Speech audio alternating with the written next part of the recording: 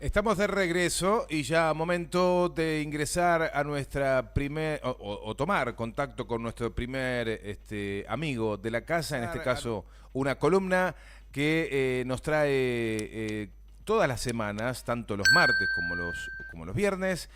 Gustavo Rosa, nuestro amigo, periodista, licenciado en letras y docente universitario. Siempre un placer escucharlo porque empezamos a desglosar lo que nos van dejando el tránsito en materia política, la información en materia política económica de la mano de Gustavo. Hemos tenido una semana extrañándolo, se ha tomado unas merecidas vacaciones y ahora sí, ya lo tenemos de vuelta. ¿Cómo estás, Gustavo? Buenos días, qué alegría ¿Qué saludarte. tal? ¿Cómo te va, Sergio, Ronnie y, y la audiencia de Radio Lateral con Fundamento Criollo?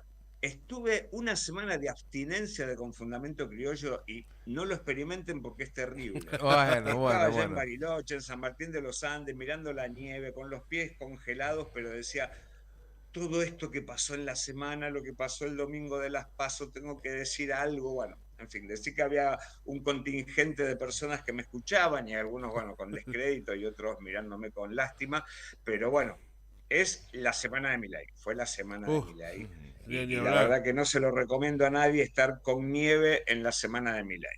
Ay, ay, ay, ay, ay, ay, ay. Bueno, Hace una semana que uno está tratando de codificar lo que pasó el domingo de las PASO, ¿dónde tratando de anticipar las acciones del gobierno. Una locura. dónde te agarró el domingo de las PASO?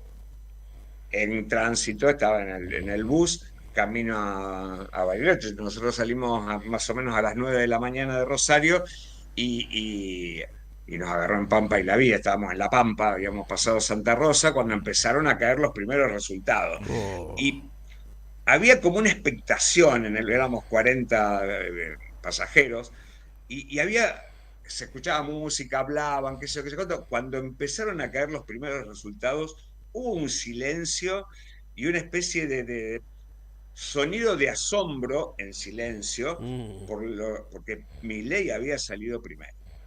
Obviamente después no me puse a ver si había alguno que simpatizaba con Milei o no, porque ya eso era demasiado ponerse en evidencia. Después fueron saliendo discusiones, pero bueno, éramos todos no votantes, los 40 y pica de personas que estábamos ahí no habíamos podido votar porque salimos muy temprano, pero bueno, y estuve toda esta semana tratando de procesar el qué pasó. Y hay Sí. lo primero que voy a decir, lo primero que voy a decir es que el lunes a la tardecita, noche, vi por televisión una cobertura que había hecho un notero de uno de los canales de noticias con los que estaban festejando en el obelisco por el triunfo de Javier Milei. Bien. Todos jóvenes, treintañeros, veinticincoañeros, y estaban muy contentos porque había ganado Milei. Y cuando el cronista les preguntaba si estaban de acuerdo con las medidas de privatizar la educación, privatizar la salud, eliminar ministerios, los jóvenes respondían, todas esas cosas esperamos que no las hagan. Se da la lógica inversa que cuando uno vota a un candidato a presidente, quiere que eh, cumpla con las promesas de campaña. En este caso, era al revés, se lo votaba para que no cumpla con sus promesas de campaña. Una cuestión totalmente paradójica, inusual, hasta yo diría, no quiero ser prejuicioso, pero hasta irracional. Cuando uno calculaba las encuestas, estuve viendo, me pasaron un cuadro de las diferencias de lo que marcaban las encuestas previo a las PASO, Milei estaba por debajo del 18%. Entre el 18 y el 20, seguro. Ninguna había pronosticado que Milei iba a sacar más del 30,04% y que iba a estar primero en las preferencias.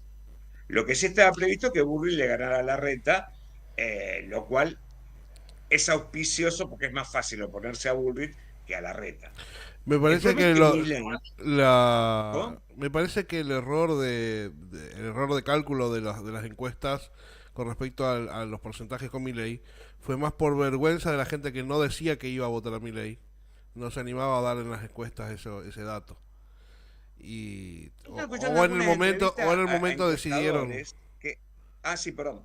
no digo, o que en el momento decidieron, y bueno, vamos por el que menos mal hizo todavía.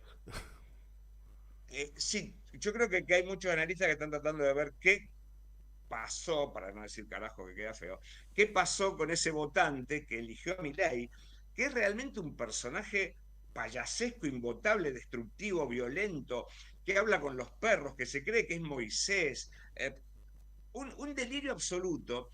Y las encuestas fallaron, de acuerdo a lo que yo escuché en algunas entrevistas de encuestadores, en parte porque eh, se hacen por sistema telefónico, las encuestas presenciales por lo general no son contestadas, se apunta a un público que está dispuesto a escuchar encuestas. Por lo tanto, esos números pueden representar a un 10 o un 15% del electorado. Aparte, lo máximo que generalmente aparece como número de encuestados son 5.000 casos. 5.000 casos sobre el padrón electoral es poco y nada. Y eso hace que las encuestas sean cada vez menos creíbles. No solo acá, sino en el resto del mundo. En algunos países, por ejemplo en España, que quedaban... Por lo tanto, las encuestas no son científicas. A ver, eh, las promesas, los pronósticos no son verdad, son simplemente eso, pronósticos. A veces pueden manipular la decisión del público. Y ahí estamos en esta cuestión así medio controversial de decir, ¿qué hacemos con un personaje como Milei? Hace unos meses decíamos que las propuestas de Milei habían derechizado la discusión política. Y hoy lo estamos verificando, porque ¿qué estuvimos discutiendo esta semana? La eliminación de ministerios, la privatización de la educación, la privatización de la salud, que los pobres se la arreglen como quieren. Y lo más delirante, lo que dijo Milei la noche del domingo, esto de que la justicia social se contrapone con los 10 mandamientos.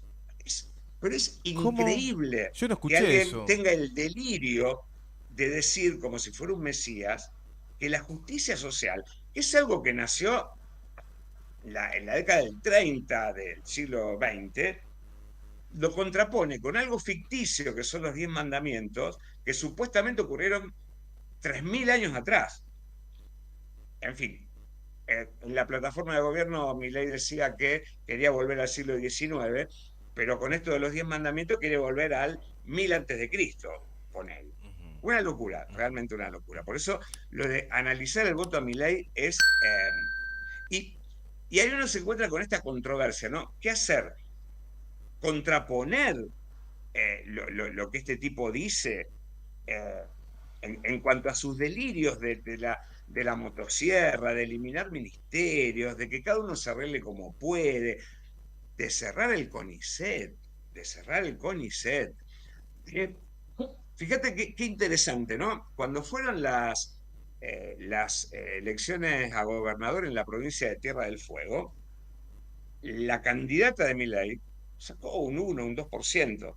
Sin embargo, él como candidato a presidente obtuvo también un triunfo en Tierra del Fuego cuando él está proponiendo eliminar los beneficios impositivos que tiene Tierra del Fuego, que están basados en una ley de 1972, que es la ley 19.640, que es un régimen industrial que permite el desarrollo y la generación de puestos de empleo.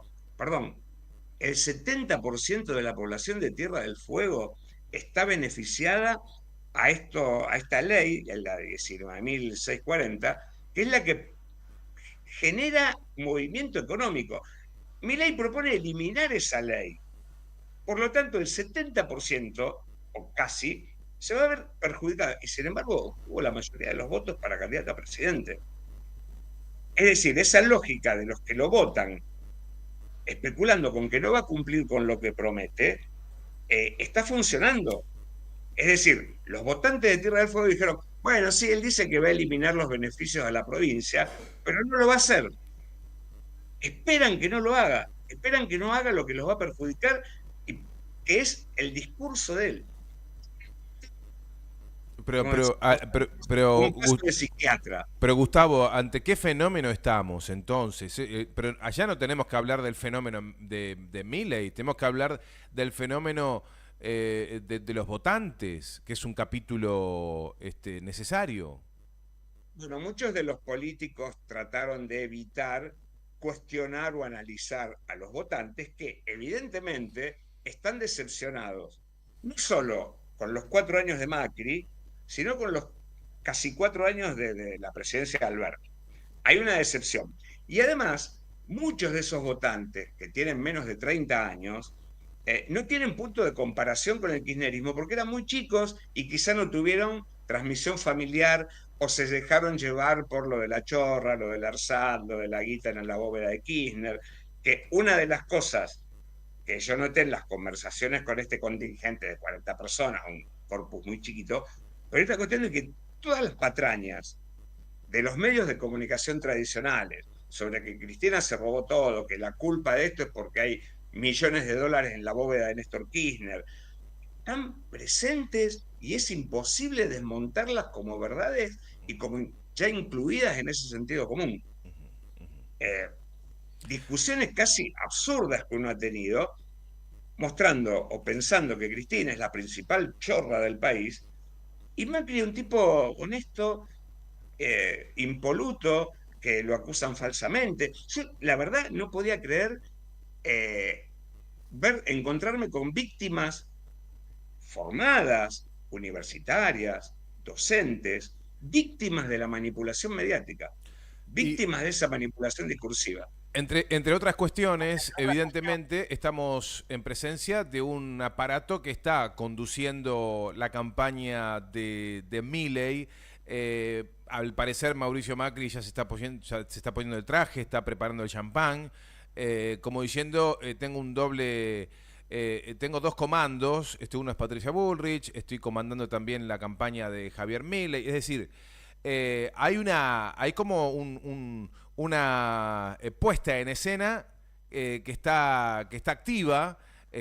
Ahora los medios dan a conocer la novia de Javier Milei. Es todo un teatro montado que está en curso y no se discute otra cosa. Es decir, Javier Milei puede decir cualquier barbaridad y por lo que están mencionando algunos encuestadores, podría sumar más votos que en las PASO. O sea, que no estaría muy claro el techo que tiene Javier Milei, sin hablar del balotaje. Entonces, ¿frente a qué escenario estamos cuando tenés al candidato más votado que te dice que es un outsider o alguien fuera de la política, que a su vez está siendo manejado y promocionado por el sistema? Es algo tan loco que creo que no lo hemos vivido nunca. Ni siquiera es el caso Macri. Claro. Ni siquiera es el caso Macri. No, porque nosotros tenemos el ejemplo de Menem, que asumió la presidencia hablando de revolución productiva y salariazo, y después hizo un sorteo y un regalo de los bienes del Estado, las joyas de la abuela, nos endeudó, nos mintió con la convertibilidad, nos hizo creer que estábamos en el primer mundo. Eso es un engaño entre lo que fue la campaña y lo que fue lo efectivo. Y Pero el desde caso de y Macri, desde el peronismo, ¿no? Y desde el peronismo traicionando y las desde el peronismo, banderas. eso es lo más grave, a mí me hizo alejar muchísimo más del peronismo hasta que llegó Néstor y Cristina. Bueno, pero el engaño de Macri estaba basado en la demonización del oficialismo y del kirchnerismo y en los engaños de la campaña. Lo que ellos decían previo a las PASO lo transformaron en no vas a perder nada de lo que tenés, no vamos a perseguir al que no piensa distinto, etcétera, etcétera, etcétera. Cosas que no se cumplieron. No vamos a ir al Fondo Monetario Internacional.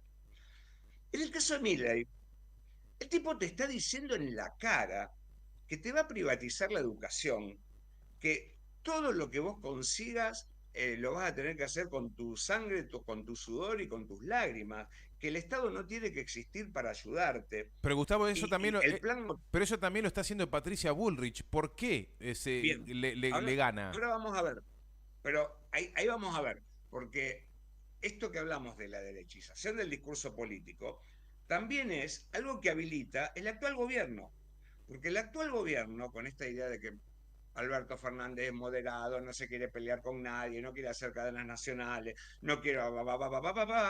permitió que estos discursos de derecha, de absoluta derecha, invadan la discusión de lo que podría ser una especie de centro progresismo, porque nosotros hablamos de la derecha como si el actual gobierno y el candidato a presidente de Unión por la Patria fuera, digamos, que sea de centro izquierda. John William Cook. Pero no lo es, no lo es, porque lo único que está haciendo es tratar de calmar la macroeconomía y hace un año y pico que se está prometiendo una mejora de la distribución del ingreso. Pero vamos a algo importante, el rol de Macri. Macri está jugando a dos puntas como el que está jugando a la ruleta y apuesta a rojo y negro la misma cantidad de fichas o a primera docena, segunda docena, tercera docena, está apostando todas las fichas. Bien, está especulando. Algunos pensaron que el apoyo a Milei y la exaltación de la figura de Milei era en detrimento de Bullrich. Sacó un tuit diciendo que él sigue apoyando a Patricia Bullrich, pero a la vez elogia a Milei. Para Milei, Macri, ¿es una ayuda, es un respaldo o es un salvavidas de plomo? Algunos dijeron que estaba traicionando a Bullrich apoyando a Milei, y algunos también pueden pensar que lo que está haciendo Macri es tratar de rebajar a Milei. Que Milei en un momento, mira, fíjense, ¿no? Salió un video en TikTok llamado Nunca vas a verlo, Sí. porque Milei dijo que él era la única persona que resiste el archivo en los últimos 10 años. Y este video de TikTok, Nunca vas a verlo, muestra todo lo contrario, muestra absolutamente lo contrario, que él se ha contradecido, que dijo que todos te podían... Y lo que dijo de Macri, lo acusa de fascista. Él habla siempre en contra de la casta. ¿Qué más casta puede haber que un empresario que se disfrazó de político para seguir haciendo negocios y facilitar negocios de los amigos, salvo alguien que lo elogie, que le había dicho fascista en su momento, y hoy dijo que, en estos días dijo que Macri es el único que no lo defraudó? Por lo tanto, la contradicción es enorme. Esta alianza entre Macri y Milei solo puede producirse que ambos representan lo mismo. Representan un establishment especulativo, voraz, fugador, depredador, y Bullrich también. Esa es la gran disyuntiva que tenemos frente a las elecciones de octubre. Que hay fijándonos más o menos en los números de lo que consiguieron en las PASO, Bullrich y Larreta sacaron 28,27. Milei un 30,4. Estamos hablando de casi un 60% del electorado que votó a favor de la eliminación del Estado, el abandono de las personas más vulnerables, la reforma laboral que significa más que nada favorecer las ganancias empresariales. ¿Qué le está pasando al pueblo argentino, al votante? Todo el licuado tiene en su cabeza para votar a aquellos que lo van a perjudicar. Pero el gran error es el oficialismo, que no se mostró como benefactor en estos 4 años. Claro, uno a priori, Gustavo, uno a priori podría decir el electorado, ¿no? Como una sentencia, una apotegma, ¿no? El electorado no se equivoca nunca, el votante nunca se equivoca, ¿no? Y partir de esa premisa, ¿no? El pueblo nunca se equivoca.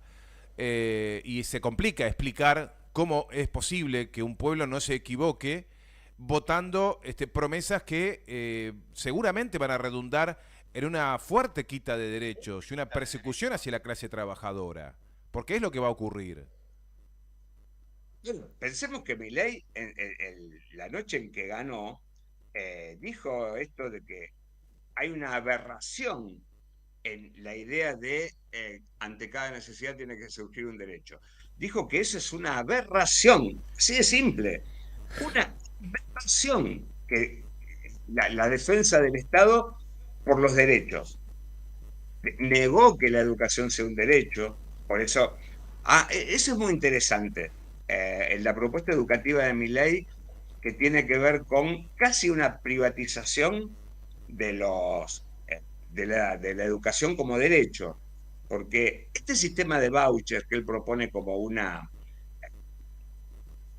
una contrapropuesta a la idea de la educación pública, significa que, por un lado, el que se quiere educar va a tener que pagar, y por otro lado, que los colegios privados van a tener que competir para atraer alumnos. Fíjate la discusión, estamos hablando de, que eso lo dijo Milei en su plataforma electoral, de tomar las bases de la Constitución de Alberdi y volver al siglo XIX.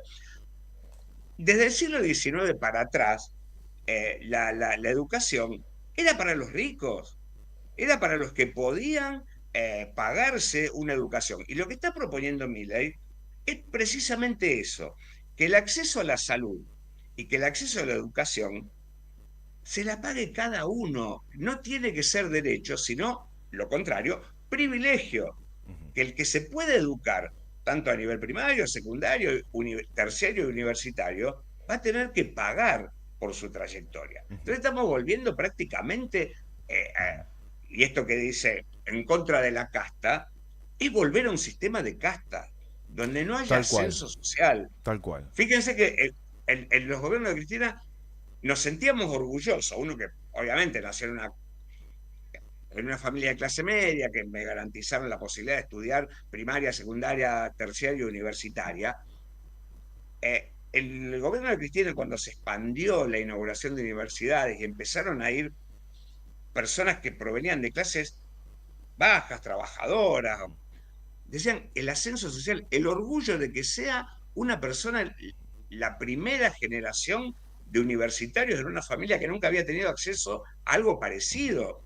Que terminar el secundario de una persona de 50 años sea un orgullo no de una persona, porque yo me la pude pagar, sino de todos, porque todos contribuimos a que esa educación pública y la salud pública sean garantizadas por el Estado. Gustavo. Una cosa es que el Estado, una cosita que hay que aclarar muchísimo.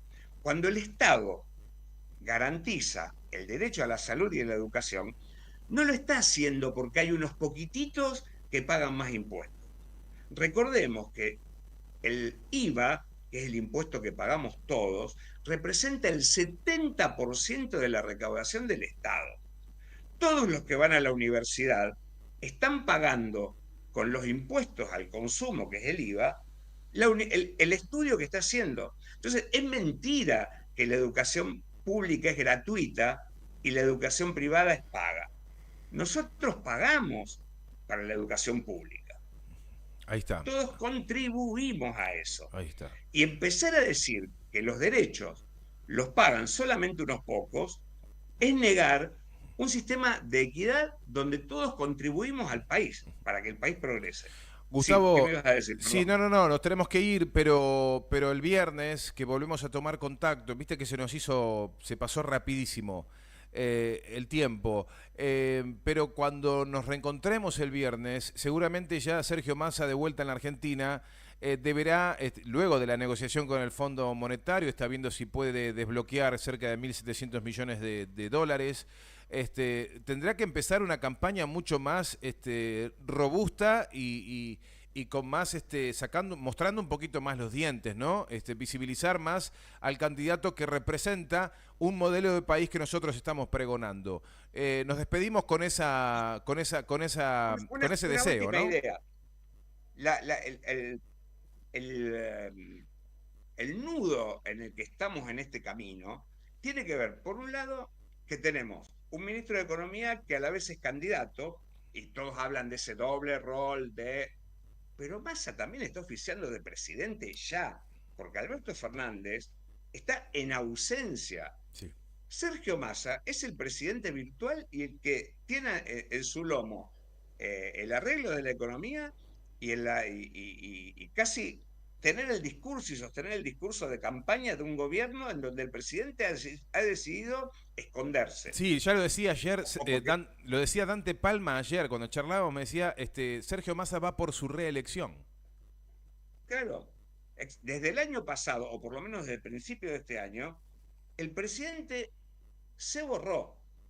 Y eso es lo que hace dificultosa la campaña, porque También Sergio Massa en este momento está buscando alianza, está hablando de la gran alianza para enfrentar a Milei, qué sé yo, qué sé cuánto. ¿Y en qué los busca?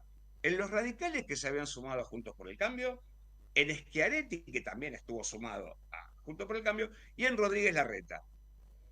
Está haciendo acuerdos de dirigencia cuando le tiene que hablar al pueblo, tiene que ilusionar a los votantes, a los 7 millones y pico de votos que perdió del 19 hasta ahora, y que muchos pueden haber sido votantes de Milei. Ah, Tiene que ilusionar con medidas, por un lado, diciendo, bueno, vamos a hacer la diferencia. Nosotros apoyamos que el Estado esté presente en los más vulnerados, en los más necesitados, en los pobres, para contraponer el discurso de esta derecha que se presenta como nueva, sobre todo en Milei, que parece revolucionaria, pero es retrógrada, es retrógrada. Dios mío. Así que bueno, La en seguimos. esa estamos. El Dale. viernes no sé qué te voy a decir el viernes porque no sé lo que va a pasar. Bueno, pero seguramente va a haber mucho para hablar. Te mandamos un abrazo muy grande, felices de que estés de vuelta con nosotros y te deseamos una gran jornada. Gracias por la paciencia y nos vemos el viernes. Al contrario, es un lujo. Abrazo grande, Gustavo. Bueno, Gustavo Rosa compartiéndonos su columna en la mañana de Radio Lateral, el periodista, licenciado en letras y docente universitario, ayudándonos a pensar esta Argentina que está bastante brava, pero ¿sabes qué? Tenemos una confianza enorme de que esta situación se puede revertir porque, claro, no está jugando contra un equipo de segunda división, está jugando contra el peronismo, esta derecha que ahora se camufla con una peluca y bueno, y todo, y ya está. Con eso ya creen que ya ganaron la elección.